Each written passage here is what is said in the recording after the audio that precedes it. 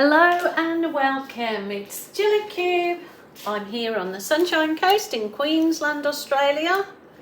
I'm here every day doing a pour for you, so never miss a little bit of light entertainment in art, and press the subscribe button and please join me every day. Hopefully I don't make my videos too long and boring, but it's just a way of basically art therapy for myself and for you guys. If you've never tried art, and if you have tried art, then you will know exactly what I'm talking about. A little bit of time on your own, whether it's in the spare room, in the laundry, in the garage, on your kitchen bench top, just to do a little bit of art, do something that gives you joy. Can be frustrating at times if things don't work out exactly how you want them, but you just keep pushing on, plodding on, and keep trying till you get it. So this is acrylic art again today. I'm going to just throw a few different techniques into the mix. Now my pouring medium recipe, just blowing up my glove, is in the drop down box underneath this video in the description, as is my supplier that I get my stuff from in Australia. So without further ado, I will get down and busy. So this is just white. My canvases always come pre-gessoed, meaning they're pre-undercoated, so you no need to actually do anything to condition the canvas. You can just paint straight over it.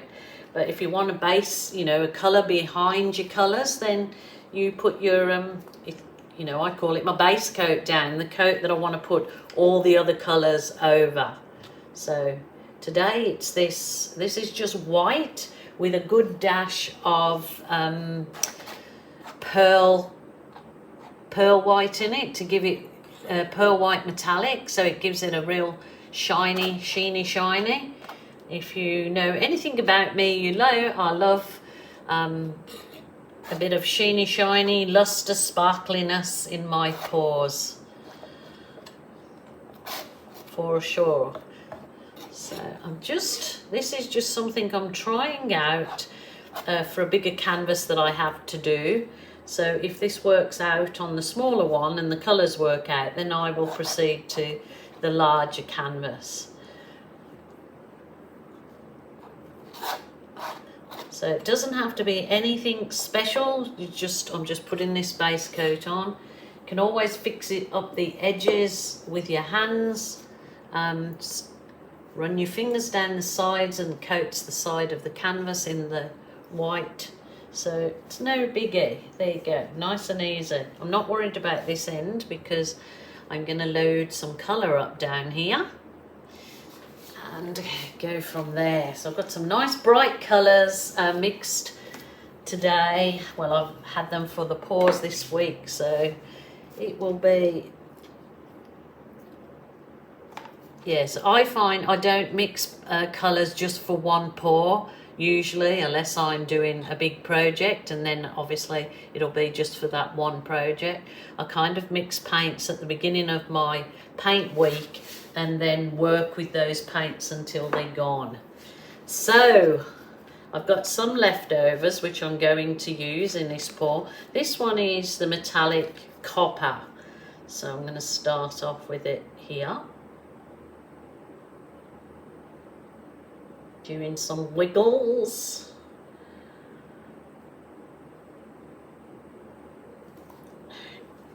Rightio, metallic copper. I'm going to move on now to my purple. So this one I just custom made. This particular purple was with the dark red and phthalo blue. If you want that to go into the dark cherry, real dark, then you add a blob of black in it, and as you can see it goes that real nice dark cherry, kind of berry delicious, I call it. Berry delicious.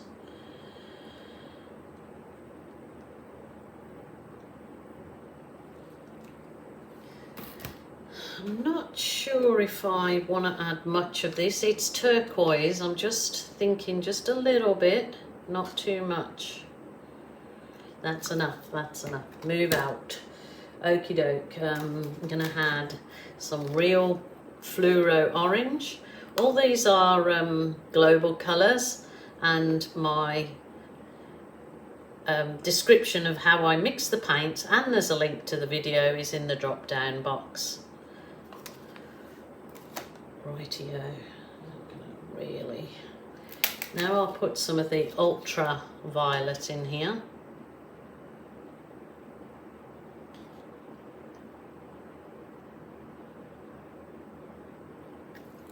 Too much. Then really put the citrus on in this, add in the bright yellow.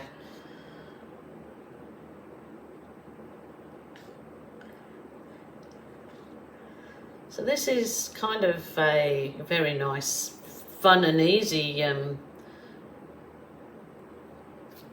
technique to do, I guess, because you haven't really got to think of any technical thing. It's a bit of the red, I'm not putting too much, she says. Oh, slap my hand, I need a hand slapper, as I've said before. This is my real dark berry delicious, so just get a bit of that in there. Rightio. Now, I've been doing, with these kind of pours, I've been doing the swipe or the Aussie card slide, but today I'm going to try and do the chain pull. So, but what I'm thinking is to turn it around.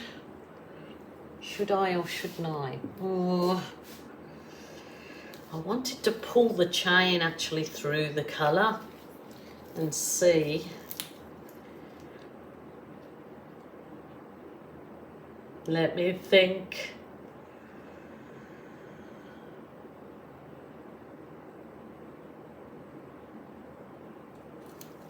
Should I or shouldn't I? Oh my goodness. Let me... Oh, I've gone and put that chain in there, and you know what? It's got the bit of sellotape on the end of it. Oh, my silly sausage, I'll tell you. So it's just something I was thinking about, and I have to try it if it doesn't work out.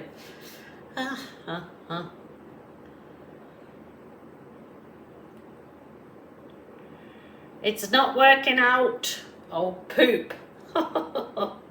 Okay. I've got a little container of water.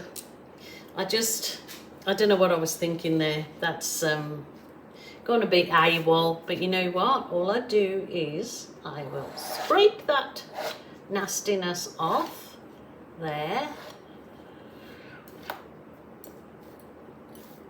Scrape it off, pop a little bit more white on it.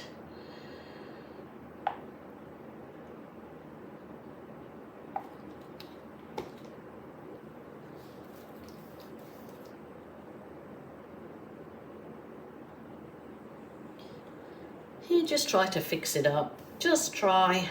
Okie doke. Might stick with my... got a bit of the... This is the Amsterdam Black, just mixed with Floetrol only. I start off with a 50-50 mix, 50% Floetrol, 50% Amsterdam, and then thinnen it as you choose. So I may just use my teeny tiny spatula to dip it in the Amsterdam. I want to take it through the colour. And these Aussie slides, as I call them, because it's with Aussie Floetrol, are the cells that they produce, or the lacing, should I say, in here. I'll bring you down closer. These are just pretty gorgeous, so pretty nice technique to do. I'll rethink on the chain pull. I have tried chain pull before in a different way, but there you go. Look at these slides go through this nastiness here.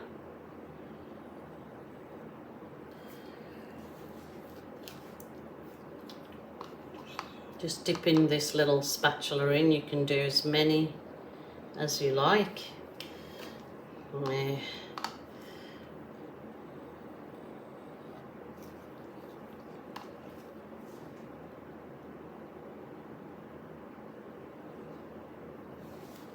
Wowzers, trousers. Do some little tiny tendrils. Kind of looks like a crazy fantasy garden, I suppose.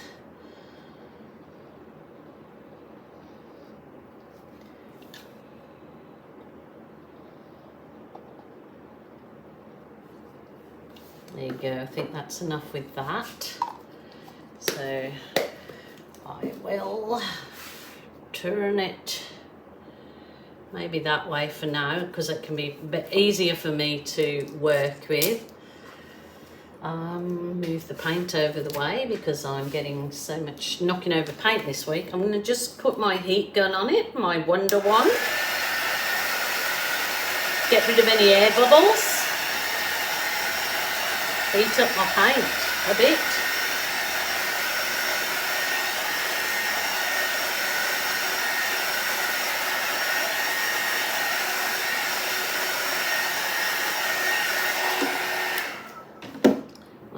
My canvas slightly to get some of the paint to run off the edge. I don't want to lose those lovely slides in there, but see how we go. Nice and slowly. It's looking messy there, but that's not a problem because my balloon will fix up that. Absolutely, I'm hoping.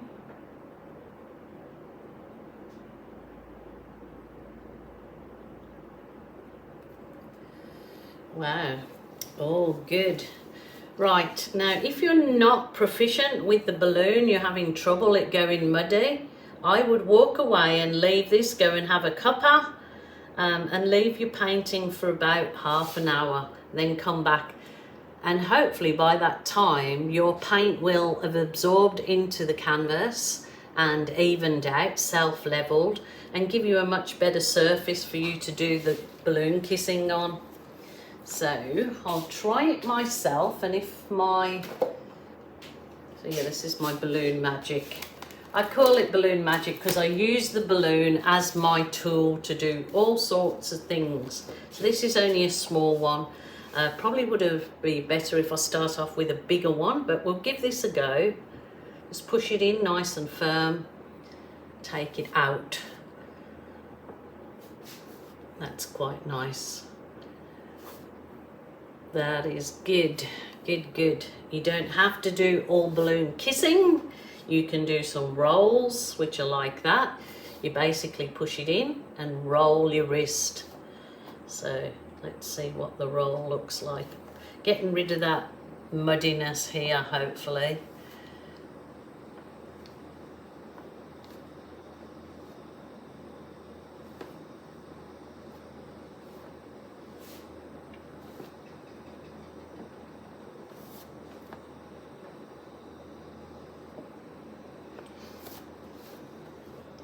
Yes, I'll go silent when I'm doing this because I'm in the zone. I just love it because it just brings out so much in the canvas, so much in the colours and the canvas.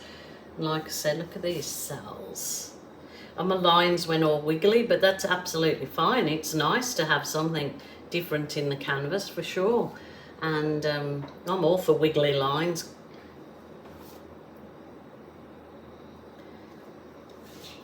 Going to give that a little bit of a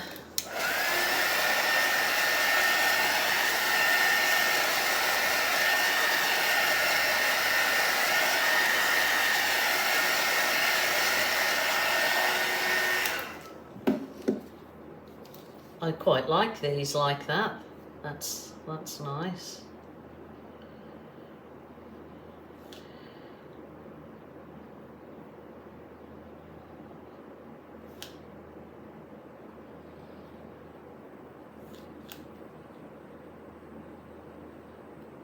So work with it until you've got it how you like it. Probably when this dries off a little bit more for me, I will come back with the balloon that I just put a little bit of water in this balloon to give it that bit of weight. I only do it in the small one, and then I come back and press in the center of your balloon, in your balloon kiss, should I say, on your balloon. And it gives like another inner petal effect in your balloon. Balloon kiss. Gosh, I'm having trouble with me words. Okay, I'm going to call that a day. I'm going to leave it for now. Please wait on for the photos at the end. I'm really, really happy with that piece. It's bright and uplifting.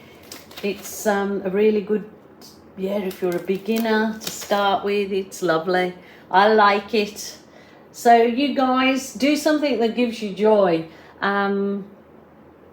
Please. So I will see you all again tomorrow as usual. I am here every day, so please join me. Press the subscribe button and the notification bell if you want to be notified that Jilly's put a video up. But I'm here every single day, so yeah, please subscribe to my channel. Helps me and it costs you nothing. If you would like to join our Australian acrylic pouring group, there is a link underneath. You can be in any country in the world. You can post your art, you can ask questions. There's a whole team aboard helping people, and lots of it, you know, you all help each other. It's a safe and friendly environment. We do not tolerate any bullying, no politics, no off topics. It's all about acrylic art, so a nice safe place for you all. So please take care. I will be here again tomorrow, so bye for now. Just thought I'd give you a close-up of these gorgeous lacing cells. They don't normally show up too well when I'm videoing, but when you come down you see the detail here, so just want you to see this. As I said, I will come back and maybe go over some of the areas of the balloon. Well, that was my bit of chain pull there action. I will put my teeny tiny balloon. Look at those cells. Well, it's kind of lacing more than cells. So just wanted you to have a look at that. So that's, yeah, happy with that. Happy Jen.